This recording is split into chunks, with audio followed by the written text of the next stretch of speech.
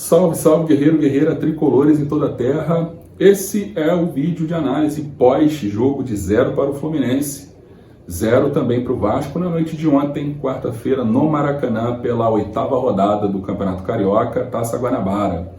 Antes da gente falar um pouquinho sobre esse jogo, se inscreve aí no canal, dá essa fortalecida, ajuda o nosso canal a continuar crescendo. Clica aí no botão de se inscrever e dá essa fortalecida, beleza? Mas também ativa aí as notificações, deixa o like no vídeo. E é muito importante para que o YouTube entregue o conteúdo para muito mais tricolores, beleza? Então, tamo junto. Bom, vou tentar fazer uma análise o mais breve possível desse jogo muito ruim, tecnicamente, das duas equipes, mas muito marcado também por um gramado terrível, impraticável e uma arbitragem muito caótica, onde os vascaínos saem reclamando de gol anulado, de pênalti não marcado, mas que a gente vai falar da arbitragem um pouquinho mais para o final.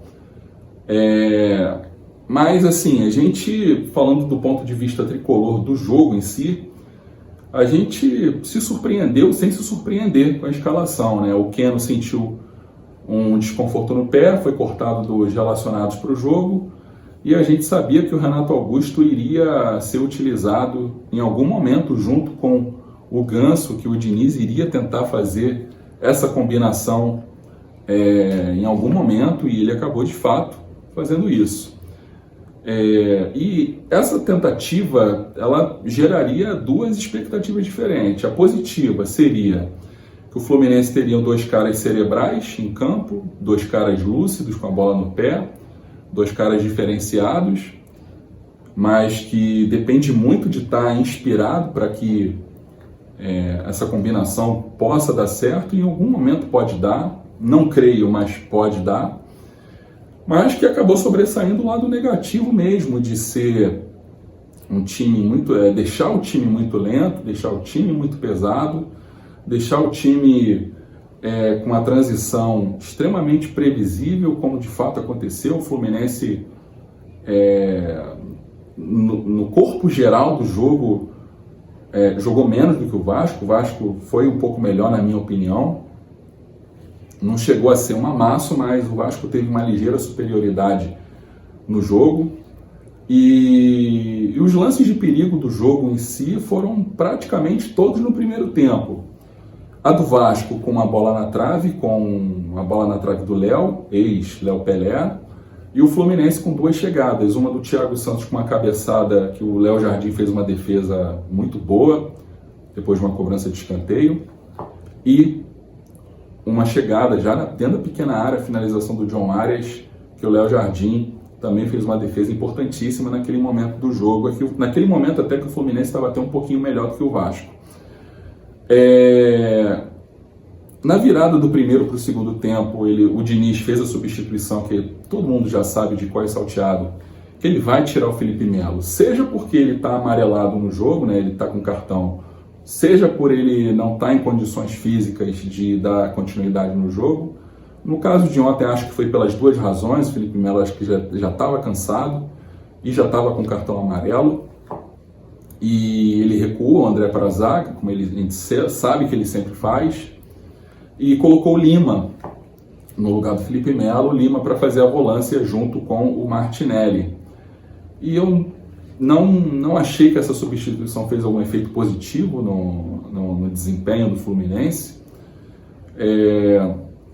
O jogo ficou uma trocação durante 5, 10 minutos do segundo tempo, e o jogo foi tomando um pouco de lentidão até que chegou um momento que o jogo parou de acontecer por conta de o jogo ficar muito picotado, com muitos lances da metade do segundo tempo em diante, muitos lances duvidosos, onde os torcedores do Vasco questionam bastante. Teve o gol anulado por conta de um impedimento, que eu acho que estava impedido sim, mas que a câmera não é o melhor ângulo possível de se concluir se estava. O pé estava claramente à frente, mas eu não sei se o corpo, no modo geral, do jogador do Vasco estava à frente da linha do meio de campo.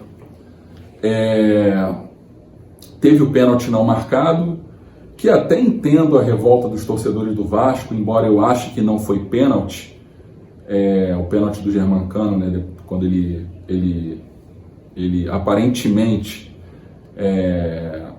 intercepta a bola, né, por ele estar protegendo o rosto, né, mas a câmera da frente aparenta que a bola bate no braço, a câmera de trás já dá a sensação que a bola bate no ombro, então também é muito inconclusivo. O árbitro é chamado no VAR, e a gente sabe que árbitro, quando é chamado no VAR, ele tende a seguir a recomendação do VAR de marcar o pênalti. O árbitro preferiu manter a decisão dele de campo, que acabou gerando uma revolta gigante na torcida do Vasco.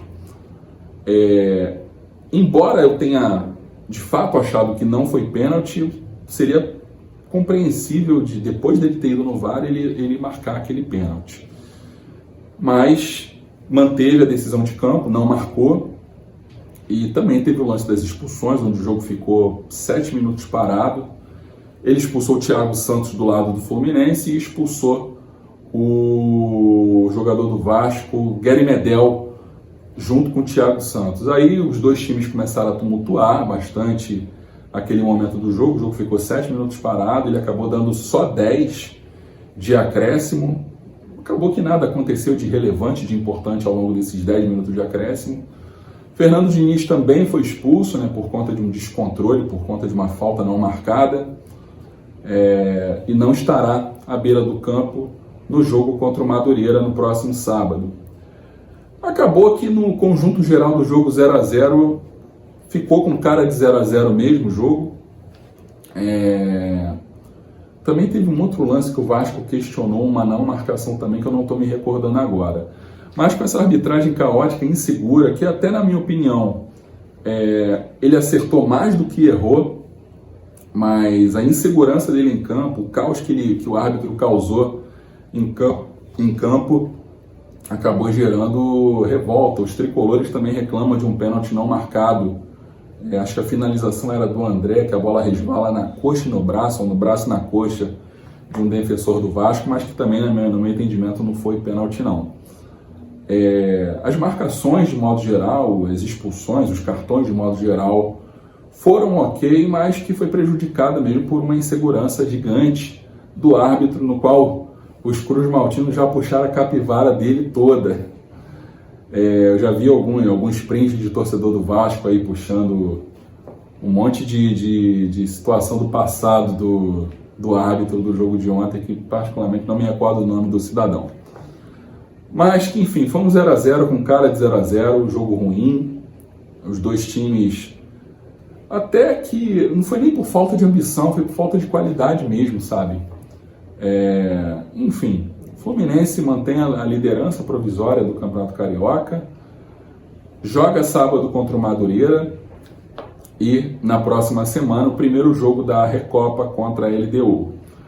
Eu não vou fazer análise do jogo contra o Madureira, eu fiz até análise do primeiro jogo contra o Volta Redonda por se tratar de uma estreia, enfim. Mas eu não fiz análise dos jogos posteriores por não entender relevância nesses jogos. Fiz agora a do Clássico contra o Vasco e vou fazer a próxima do jogo contra a LDU lá em Quito. É isso, gente. Se inscreve aí no canal, dá essa fortalecida, ajuda o nosso canal aí a crescer e levar o nosso trabalho para muito mais tricolores. É isso, gente. Tamo junto. Valeu!